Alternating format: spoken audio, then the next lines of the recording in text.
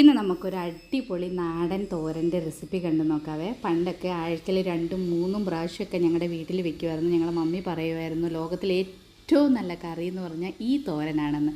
ഒട്ടും ഇഷ്ടമില്ലായിരുന്നു എനിക്കും എൻ്റെ ചേച്ചിക്കും ഈ തോരൻ. പക്ഷേ ഇപ്പോൾ അങ്ങനെയല്ല കേട്ടോ. ഇതിൻ്റെ ഗുണങ്ങളൊക്കെ അറിഞ്ഞ് നല്ല ടേസ്റ്റുമാണല്ലോ ഇത് കഴിക്കാനായിട്ട്. അപ്പോൾ നമ്മുടെ ഇന്നത്തെ തോരൻ കപ്പളങ്ങ തോരൻ. ഞങ്ങളിവിടെ ഇതിന് കപ്പളങ്ങ എന്നാണ് പറയുന്നത്. നിങ്ങളുടെ നാട്ടിൽ ഇതിന് എന്നാ പറയുന്നതെന്നൊന്ന് കമൻറ്റ് ചെയ്യണേ.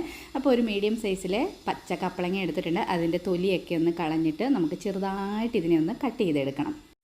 പണ്ടൊക്കെ ചെറുതായി കൊത്തി അരിഞ്ഞായിരുന്നു തോരൻ വെച്ചുകൊണ്ടുണ്ടായിരുന്നത്. ഇപ്പം നമുക്ക് എല്ലാത്തിനും എളുപ്പമല്ലേ. തൊലി കളയാൻ പീലറുണ്ട്, അരിയാനായിട്ട് ഇതുപോലെ ഗ്രേറ്ററുണ്ട്. അപ്പോൾ ഇതുപോലെ ഞാനും ഗ്രേറ്ററിലിട്ട് എല്ലാം ഒന്ന് നന്നായിട്ട് ഗ്രേറ്റ് ചെയ്തെടുക്കുന്നുണ്ട്. ഇത് കണ്ടോ, ഇതുപോലെ എല്ലാം ഗ്രേറ്റ് ചെയ്തു. ഇനി ഒരു മീഡിയം സൈസിലെ സവാള നമുക്ക് ചെറുതായിട്ടൊന്ന് കട്ട് ചെയ്ത് മാറ്റി വയ്ക്കാം.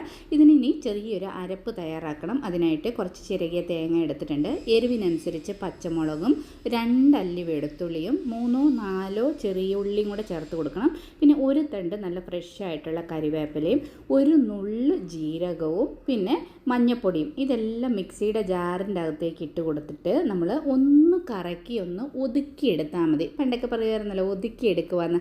അരഞ്ഞു പോകരുത്, ഇതുപോലെ ഒന്ന് ഒതുക്കിയെടുത്താൽ മതി. ഇനി നമുക്ക് ഇതൊരു സൈഡിലേക്ക് മാറ്റി വയ്ക്കാം.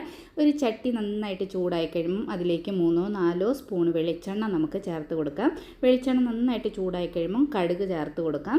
ഒരു തണ്ട് നല്ല ഫ്രഷ് ആയിട്ടുള്ള കരിവേപ്പില ചേർത്ത് കൊടുക്കാം. കരിവേപ്പില വറന്ന് നല്ലൊരു സ്മെല്ല് വരുമല്ലോ. അത് കഴിയുമ്പോൾ നമുക്ക് ചെറുതായി കട്ട് ചെയ്ത് വെച്ചിരിക്കുന്ന സവാള ചേർത്ത് കൊടുക്കാം.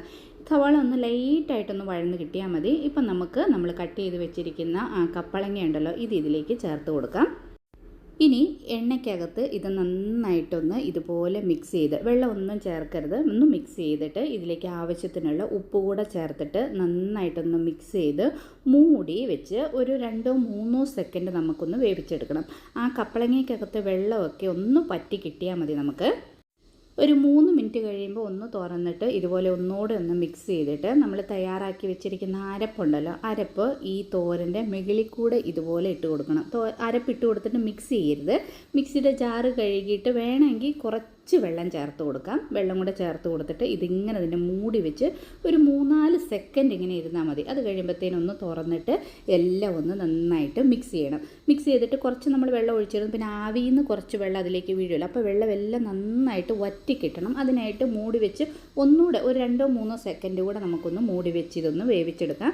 ഒരു 3 സെക്കൻഡ് കഴിയുമ്പോഴത്തേനും വെള്ളമെല്ലാം നന്നായിട്ട് പറ്റി കിട്ടും. അപ്പോൾ ഇത് കണ്ടോ, ഇതുപോലെ തുറന്നിട്ട് നന്നായിട്ടൊന്ന് മിക്സ് ചെയ്ത് അടിപൊളി തോരൻ തയ്യാറായി. എല്ലാവർക്കും അറിയാമായിരിക്കും, എന്നാലും ഒരു പ്രാവശ്യമെങ്കിലും ഇതുപോലെ ട്രൈ ചെയ്ത് നോക്കാം.